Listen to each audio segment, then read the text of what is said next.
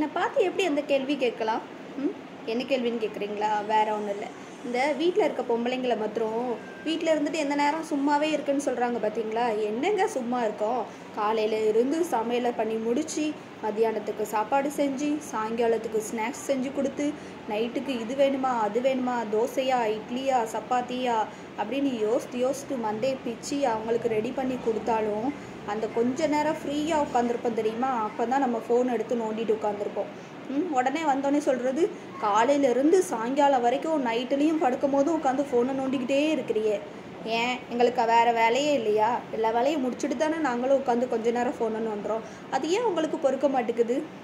உடனே இப்படி அப்படி இப்படி ஒரு வேலை செய்யலை, இது பார்க்கல அதை பார்க்கலன்னா எல்லாத்தையும் செஞ்சு வச்சு உங்கள் வாயில் கொடுத்துட்டு தானே நாங்கள் உட்காந்து எல்லாத்தையும் ஃப்ரீ டைமில் ஃபோன் பார்க்குறோம். அது ஏங்க புரியவே மாட்டேங்குது உங்களுக்கு?